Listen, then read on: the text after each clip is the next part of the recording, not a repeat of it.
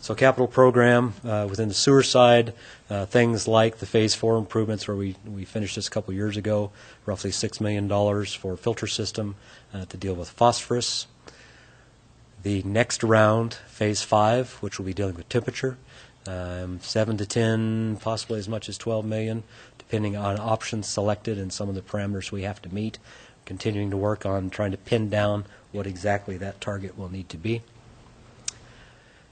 Replacement of that 1918 trunk line and others like it. Overall, roughly $4 million going from the treatment plant to the east of the couplet, south end of the couplet. And the big one, I mentioned that 81 miles of pipe. Well, almost 50 miles of that is pre-1950s construction consisting of Orangeburg and clay. As long as that's undisturbed, it's not too bad, but it's very brittle, very subject to root intrusion, a lot of leakage, a lot of damage. When you look at the price tag to replace that in today's dollars, that's massive. And it is roughly $12 million more than the rest of the sewer capital program combined. And that's why we've programmed it over a 40-year span, because it's just too big to try to tackle in a shorter term. But it's something that's pretty important in our system in a lot of ways. Some of the other projects from the capital related to sewer, you've seen a lot of this before, a little bit smaller. I've shown you some of the biggest ones that are involved. There we go. How'd I do? Well done. That's awesome. Not too bad. Yeah. Thank So you. any questions that you might have? I'll be glad to answer. So when we're done catching up with the 40 years of Orangeburg and clay replacement, We'll be will looking we at be ready concrete for and upgrading PVC. some of the other lines that are out there? Most likely. You know, it's the type of thing that, you know, as systems get beyond 50 years, some of them do well, others really do need attention. And that's what we're seeing a lot of. Walter? I've got a list, Okay. surprisingly. Les, you had a slide that said ball fields on it. Mm-hmm. Okay. Yep. It's only a couple back. Pertaining to the Whoa, right there. temperature. Right there. Oh, yeah, I see. Down there it does. A square acre. One of the database. options considered. So that is an option item for cooling. Yeah, I think we identified 17 options altogether. We went through a briefing on this on Phase 5, about a year ago, actually. Mm-hmm. And one of the options was to take water over to the ball fields. That was considered as a possibility. Over to among many Palouse others. River to Drive. Joseph Street? No, No, this was to River. Palouse Drive at that time. But Palouse River Drive ball fields is not on the table. That's correct. That's correct. Like I said, this is just an example of one Okay, of so the that's systems. that's not a program item. That's something you looked at. It's just a snapshot of one of many. Okay. And I don't know, Mayor. I don't have any more questions for Les. I've got some general comments on the rate studies and so forth. Probably more Gary's slideshow or. Okay. Let's give Sue a chance to ask Les. My She question has her for Les, hand it up had there. something to do with the ball fields, but I thought, is there any reason, if we can allow the UI to use reclaimed wastewater for the golf course, is there any reason why we can't, since I'm not getting my purple pipe, can we truck water to ball fields, reclaim water to ball fields, so that we're not using our fresh water for that? Is it possible? Yes. Yeah. Would it cost less than Is purple it, pipe? is it financially viable? Perhaps not. I mean, if you're looking to transport 1 million gallons a day of water daily, Is that how much is that how much the ball fields take? it depends on the size of the fields. But that's the amount of water that the University of Idaho uses, is about 1 million. We wouldn't have quite that much available in the summer after the U of I takes their portion.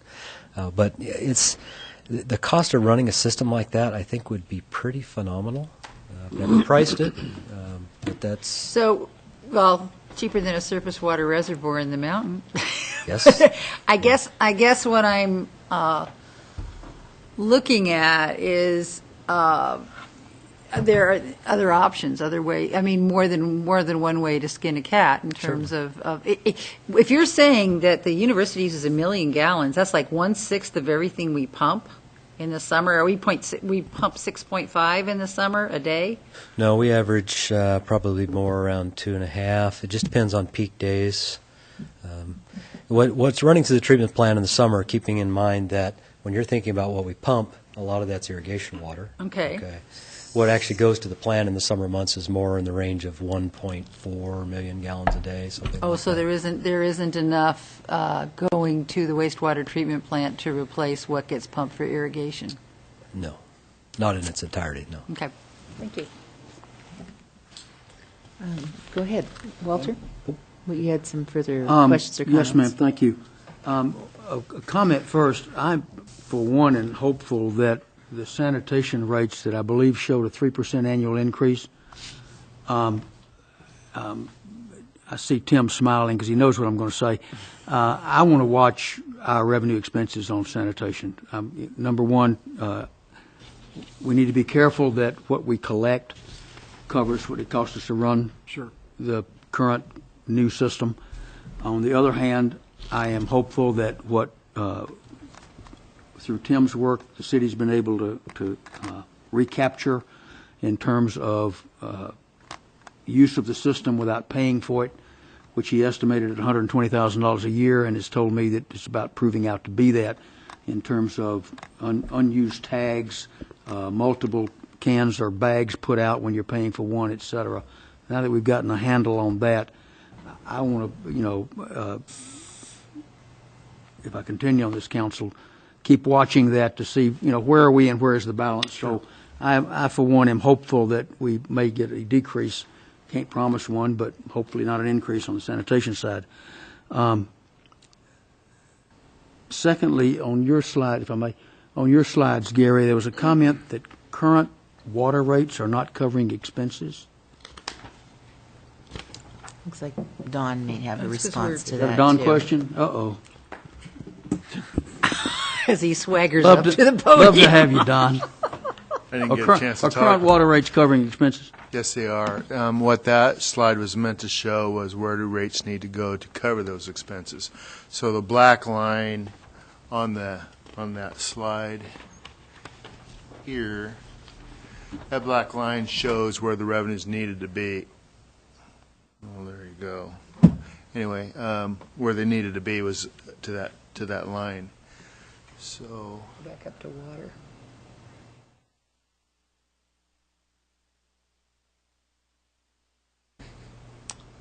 If I may, what the slide said was that the rate revenue is not sufficient to cover the financial obligations, and that includes the capital expenditures to come. Right. So it's covering currently, yes, but we're not. Didn't say cover expenses. I mean, you're Says looking at the printout. I don't have it. Existing rate revenue is not sufficient to cover total water system financial obligations. Okay, all right. So we are covering expenses currently. currently, yes. What the rate study is intended to do is provide a 7-year plan out to 2020 to cover not only the current operating expenses, but the if you add the two funds together, the water and sewer, $40 million worth of capital improvements over the next through the horizon of 2020. Okay, yeah. Okay, thank you. So Can you go to that slide in that presentation entitled Water Capital Funding? sure. I think it may have been before this one, up toward the beginning more, possibly. Oh, beginning? Water Capital Funding was the title.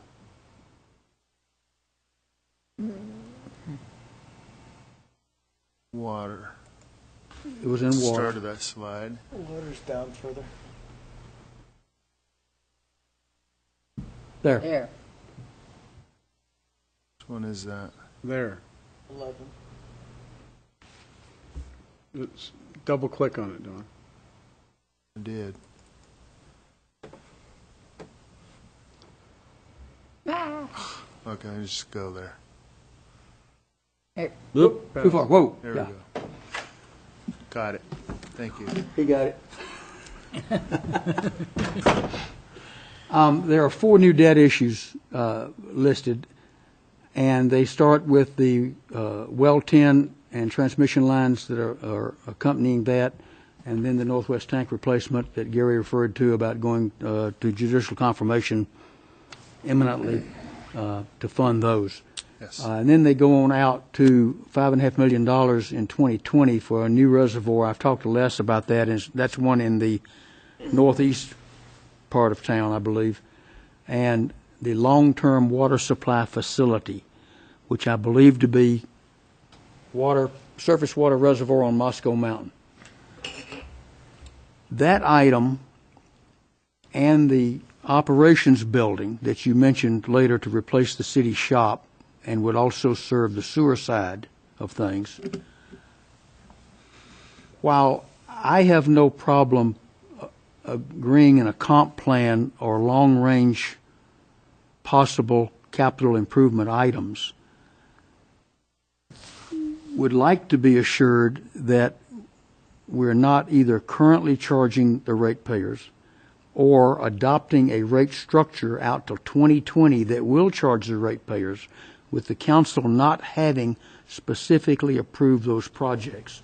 The ops building, for example, I've not heard of any location. I've not heard of any size, shape, color. I'm not saying we don't need it. The city shop, just from riding around the fence, looks to me like Topsy just grew, and certainly can't be that efficient, so I can't believe that council people wouldn't approve it. But to approve funding and to approve rates on taxpayers without knowing what it is you're going to build and more precisely what the exact cost might be does not strike me as responsible as an elected official. And Gary's looking at me enough that I can say, Gary. So you please speak to the upcoming workshop as well, if you would, in this context. Yes, certainly. We have, the council has indicated that they will attend a surface water reservoir workshop, which is the second phase, Les, of that study. And the council will give direction at that time. We'll hear what the consultants have to say, and we'll give additional direction at that time. One thing you have to remember on all of the, as Les talked about with his water and sewer capital plans, they're all part